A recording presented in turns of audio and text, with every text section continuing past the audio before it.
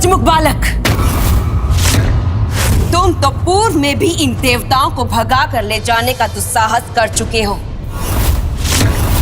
तुम्हें तो यथाशीघ्र बंदी बना लेना ही सर्वथा उचित है।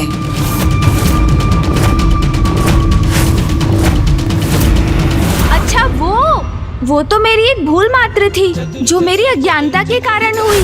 हाँ, मुझे आभास हुआ देवता संकट में है तो मैं उनकी रक्षा करने आ गया। अब प्रथम पूज्य होने के नाते ये तो मेरा धर्म है ना। किंतु अब देखिए ना, उसी भूल का इतना उत्तम परिणाम हुआ कि मुझे देवताओं के मुख से आप जैसे महान जलंधर जी का परिचय प्राप्त हुआ।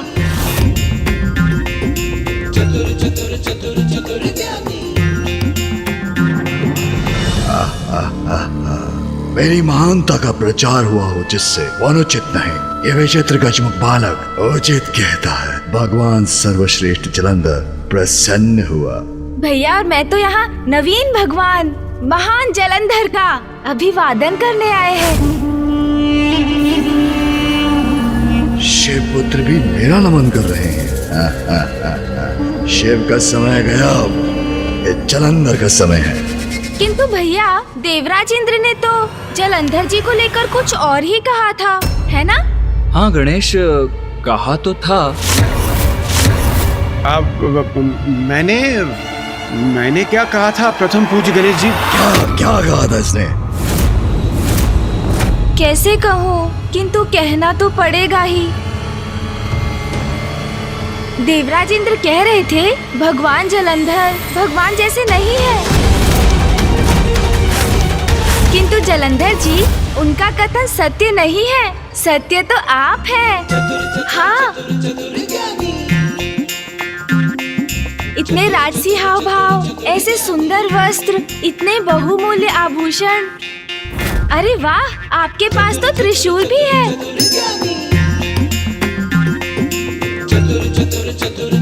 है ना भैया? हाँ। कदाचित भगवान को तो ऐसा ही दिखना चाहिए। पिताश्री तो ऐसा कुछ करते ही नहीं, बस पशु चर्म का वस्त्र धारण करते हैं। उनके तन पर भस्म ही रहती है। साधारण रुद्राक्ष की माला कंठ में धारण करते हैं। किंतु जलंधर जी, आप तो बिल्कुल भिन्न हैं उनसे। हाँ, नवीन युग के नवीन भगवान। भा गए आप तो मुझे। जलंधर जी की जय हो। चतुर गणेशा।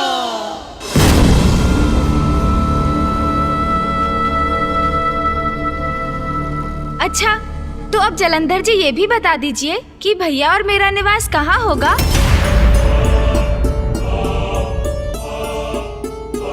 तुम दोनों का निवास कहाँ होगा?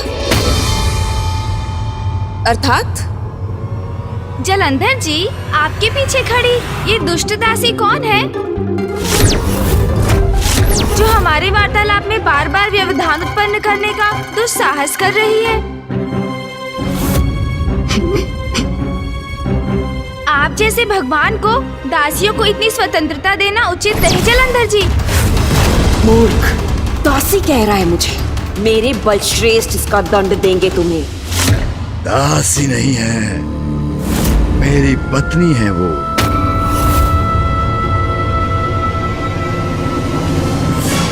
अच्छा, जो भी है, आप हमें हमारा कक्ष दिखा दीजिए। भैया और मैं वहाँ जाकर थोड़ा विश्राम करेंगे। फिर यहाँ निवास की अपनी उचित व्यवस्था भी तो करनी है। तुम दोनों यहाँ निवास करोगे? देवराजेंद्र, आपने इन्हें नहीं बताया क्या? क्षमा कीजिए प्रथम पूज्य गणेश जी, मैं भगवान जी को बताने ही वाला था, किंतु वो अच्छा, समय नहीं मिला आपको? कोई बात नहीं, मैं बता देता हूँ। जलंधर जी, मैं प्रथम पूज्य हूँ और मेरे भैया कार्तिकेय देव सेनापति। किंतु अब आप ही नवीन भगवान हैं, तो हम दोनों का आपके साथ ही निवास करना उचित है। ये शिव पुत्र यहाँ क्यों निवास करना चाहते हैं? शरणागत को ठुकराना तो भगवान के लिए उचित नहीं, किंतु इन पर मुझे विश्वास भी नहीं। भैया, मुझे प्रतीत होता है कदाचित जलंधर जी हमारे निवास के विचार से प्रसन्न नहीं। उचित है, कोई बात नहीं। चलिए हम अपने कैलाश लौट चलते हैं भैया। हाँ गणेश, चलो। वहाँ हम पिताश्री के साथ रहेंगे और वहीं से हमारे समस्त कार्य भी करेंगे।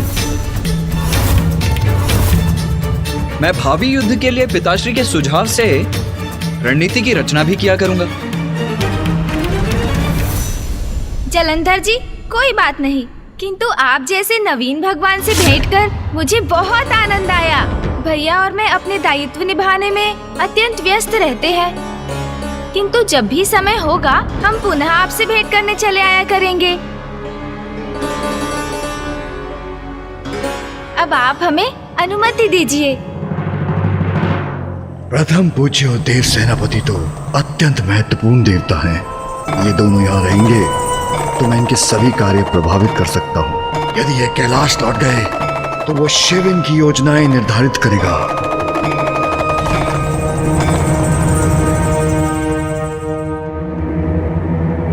रुको,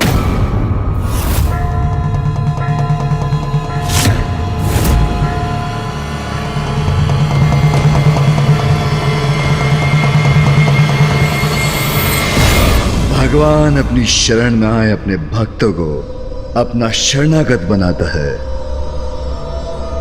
उचित है तुम दोनों यही निवास करोगे।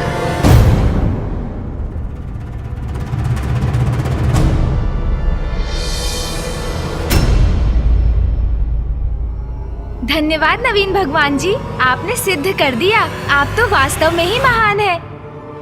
महान ही नहीं, महानतम हूं मैं सर्वश्रेष्ठ भगवान जलंधर। अब तुम सभी यहां से प्रस्थान करो। भगवान सर्वश्रेष्ठ जलंधर विश्राम करने के इच्छुक। स्वयं को भगवान कहने वाले जलंधर, अब आपका अहंकार ही आपको विनाश की ओर धकेल देगा। जितना विश्राम करना चाहते हो कर लो जलंधर, क्योंकि अब शीघ्र ही तुम्हारा संकट काल प्रारंभ होगा।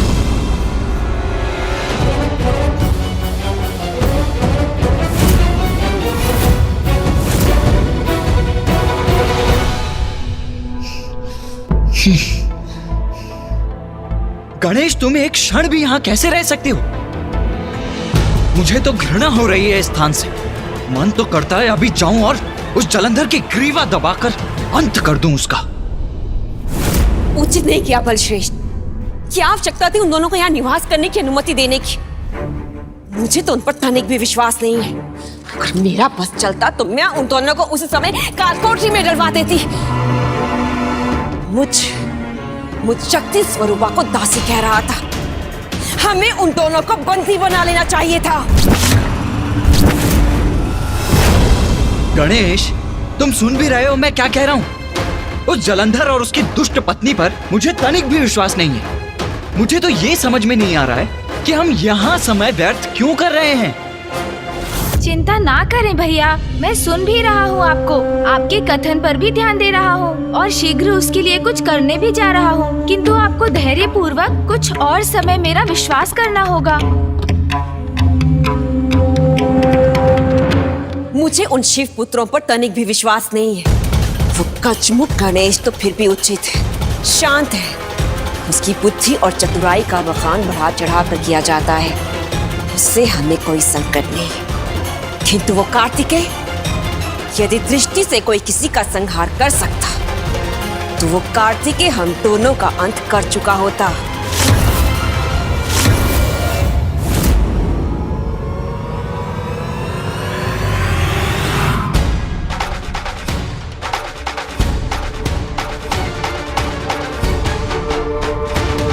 ये क्या गणेश, अब तुम गीली मिट्टी के साथ क्रीड़ा कर रहे हो? तुम करना क्या चाहते हो? कुछ समझाओगे मुझे?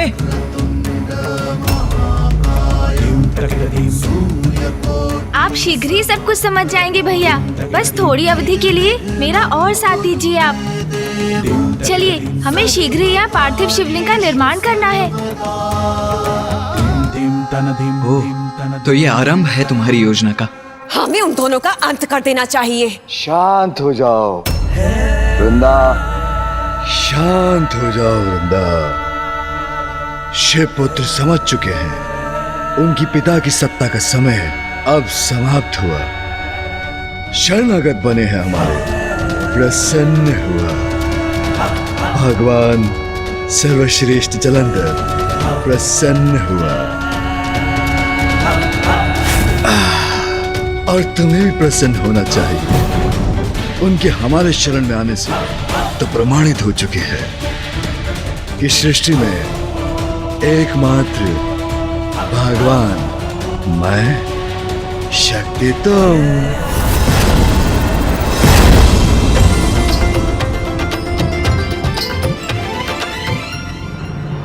अब शीघ्र अतिशीघ्र समस्त संसार में मेरे नाम का जाप होगा। सर्वत्र गूंजेगा एक ही मंत्र, ओम जलंधराय नमः, ओम जलंधराय नमः। ओम नमः शिवाय। शिवाय। ओम नमः शिवाय। ओम नमः शिवाय। ओम नमः शिवाय। ओम नमः शिवाय। शिवाय। बलश्रेष्ठ, ये क्या हो रहा है? ये मंत्र मेरे कैलाश पर शिव के नाम का जाप कौन कर रहा है दुस्साहस? शिवाय।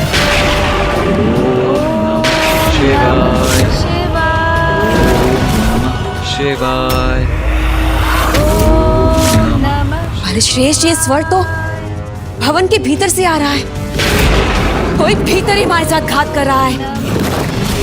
कदापि सहन नहीं करूंगा। मेरे भवन में मेरे विरोधी के मंत्रों का जाप मृत्यु निकट है उसकी। मसल कर रख दूंगा अभी की अभी।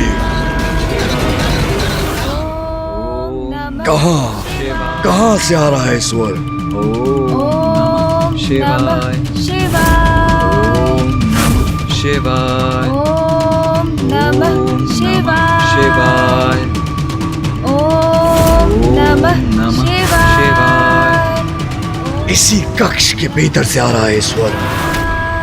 ओम नमः शिवाय। नमः शिवाय। ओम नमः शिवाय। ओम नमः शिवाय। ओम नमः शिवाय। नमः शिवाय। ओम नमः शिवाय। ओम नमः नमः शिवाय।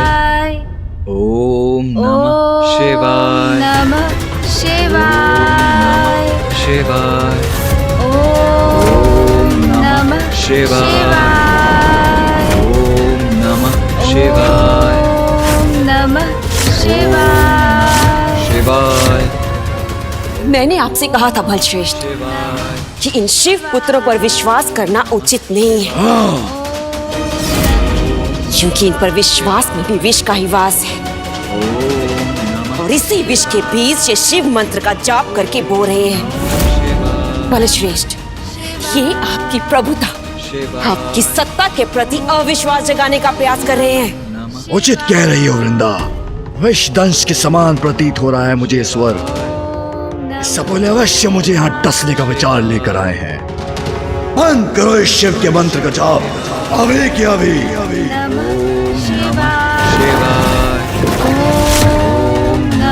शिवाय। मेरे कैलाश में शिव का नाम लेने की अनुमति नहीं। इसे रोको अभी की अभी। नमः शिवाय। बलश्रेष्ठ, ये ऐसे नहीं मानेंगे। आपके आदेश की ऐसी अवमानना के लिए इन्हें कठोर से कठोर दंड दीजिए। दूंगा, उचित दंड दूंगा इन्हें। ओम नमः शिवाय। इस दुष्ट गजमुख गणेश के कान खींच कर खड़ा करता हूँ। शिव मंत्र का जाप करना तो क्या, उसे सुनना भी भूल जाएगा। शिवाय। ओम नमः शिवाय। नमः शिवाय। शिवाय। ओम नमः शिवाय।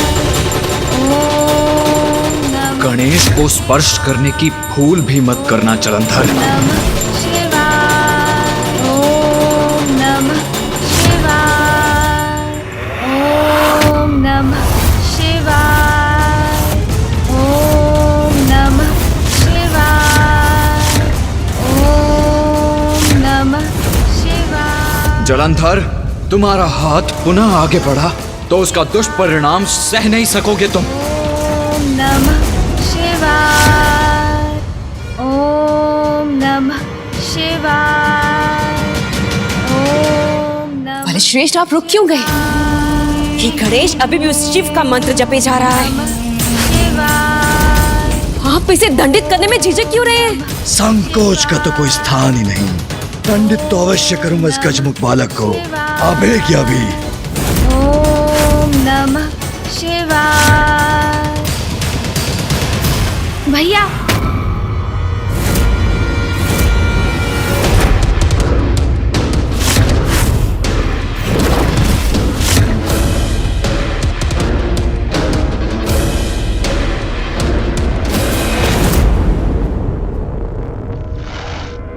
अरे चिंता मत करो गणेश, मैं अधिक कुछ नहीं कर रहा था।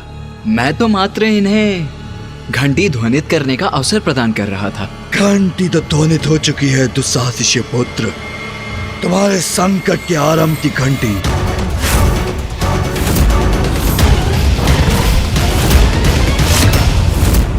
उचित किया गणेश, जो तुमने अपने भ्राता को रोक दिया, अन्यथा तुम्हारे साथ साथ इसके भी कान खींचता, धकेल के अपने भवन से बाहर कर देता, अपने कैलाश से। अभी क्या अभी। जलंधर जी, हिंसा से कभी किसी समस्या का समाधान कहाँ हुआ है?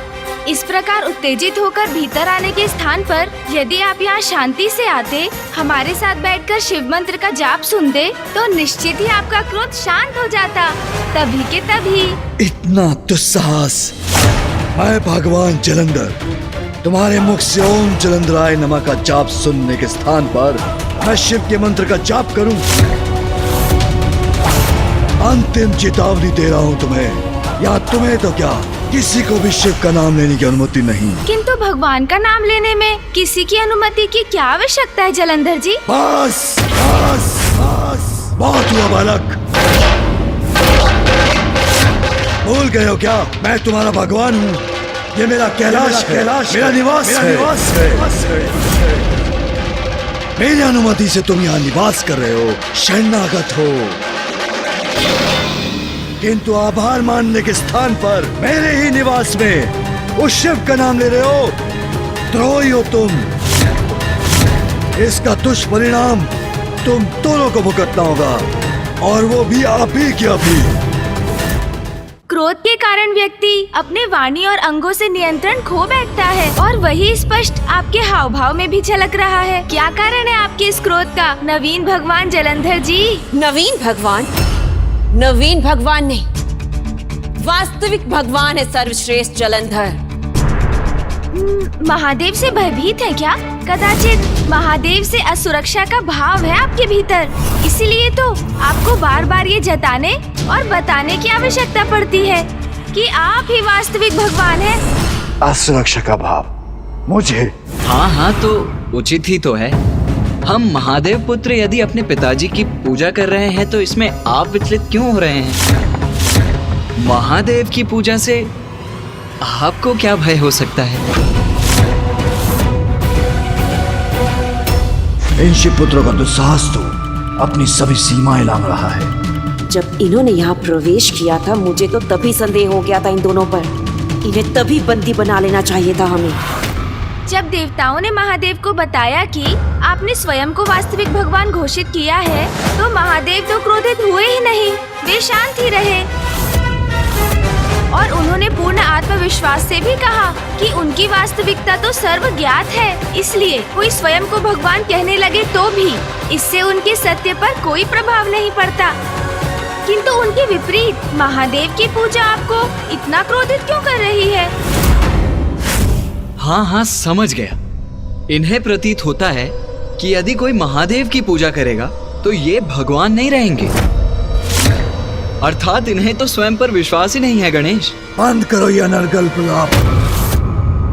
देखो मुझे, क्या मैं तुम्हें असुरक्षित दिखता हूं? मैं सर्वश्रेष्ठ जलंधर भयभीत कदा भी नहीं, किसी से भी नहीं, चाहे वो तुम्हारे महादेव शिव क्यों न हो। सागर की अतल गहराई से सबको परास्त करके बाहर आया हूं मैं, और एक श्रेष्ठ कैलाश का निर्माण ही नहीं किया, अपितु स्वयं को सर्वोच्च भगवान और वृंदा को देवी शक्ति के पद पर आसीन किया।